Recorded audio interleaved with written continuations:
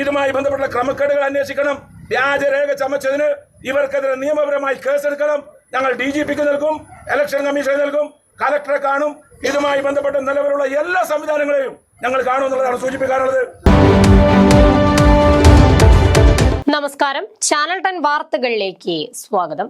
മലപ്പുറം മുനിസിപ്പാലിറ്റിയിൽ വ്യാപകമായി കള്ളവോട്ട് ചേർത്ത് CPIM. വയസ്സ് തികയാത്തവർക്കും വോട്ട്. തെളിവ് പുറത്തുവിട്ട് UDF പ്രവർത്തകർ. കൂട്ടുനിന്നത് റിട്ടേണിംഗ് ഓഫീസർ എന്നും പരാതി. സംഭവത്തിൽ UDF പ്രവർത്തകർ റിട്ടേണിംഗ് ഓഫീസറുടെ ഓഫീസ് ഉപരോധിച്ചു.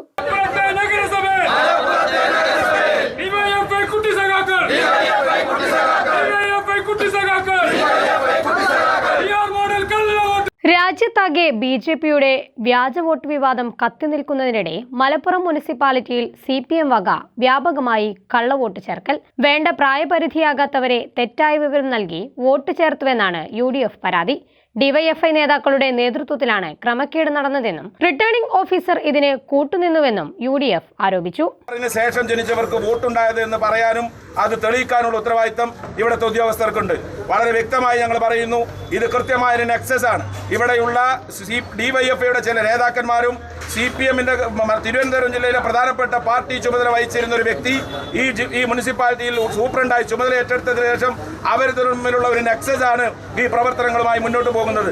ഞങ്ങളിത് ഇവിടെയല്ല പറയുന്നത്, ഈ തെരഞ്ഞെടുപ്പിന്റെ പ്രക്രിയ ആരംഭിച്ച ഘട്ടം മുതൽ പറഞ്ഞിട്ടുണ്ട്. ഇവർ വ്യാപകമായി ഈ തെരഞ്ഞെടുപ്പ് പ്രക്രിയയിൽ വ്യാപകമായ ക്രമക്കേട് നടത്തുകയാണ്. ഇവർ വാർഡ് വിഭജനത്തിൽ ഇടപെട്ടു.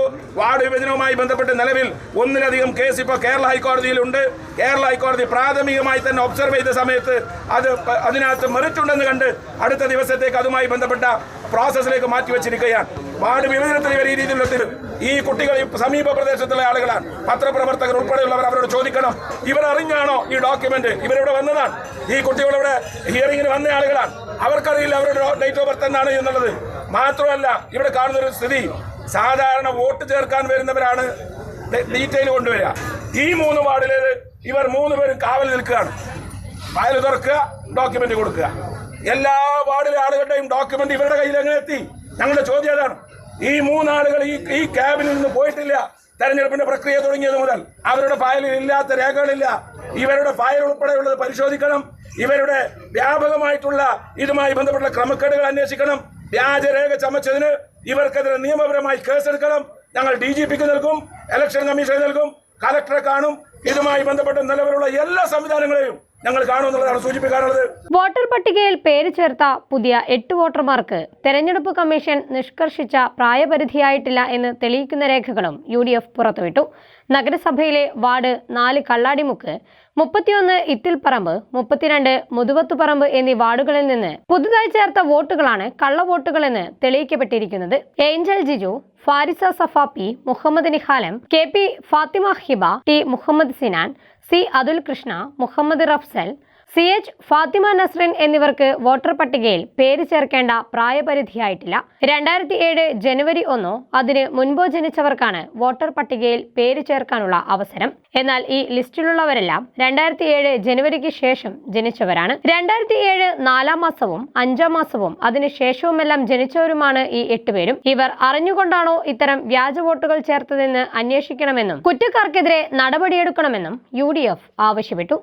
നഗരസഭയിൽ വാർഡ് വിഭജനവുമായി ബന്ധപ്പെട്ടും തുടർന്നും വോട്ടർ പട്ടികയിൽ പേര് ചേർക്കുന്നതുമായി ബന്ധപ്പെട്ടും വ്യാപകമായി പരാതി ഉയർന്നിരിക്കുകയാണ്. കൂടുതൽ പരിശോധനകൾ നടന്നുവരികയാണെന്നും കൂടുതൽ കള്ളവോട്ടുകൾ CPM ചേർത്തിട്ടുണ്ടെന്നും നേതാക്കൾ പറഞ്ഞു. ഇതുമായി ബന്ധപ്പെട്ട് ഹൈക്കോടതിയിൽ കേസ് ഫയൽ ചെയ്യാനുള്ള ഒരുക്കത്തിലാണ് UDF നേതൃത്വം.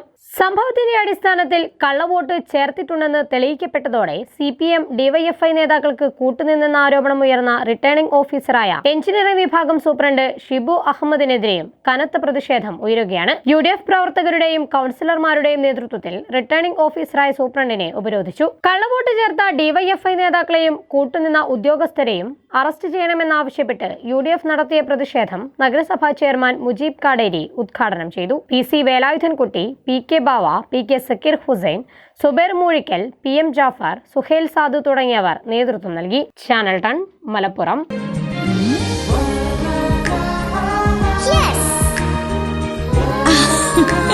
UGS ഗ്രൂപ്പ്, സ്വപ്നങ്ങൾക്ക് വിശ്വാസത്തിന്റെ കയ്യൊപ്പ്.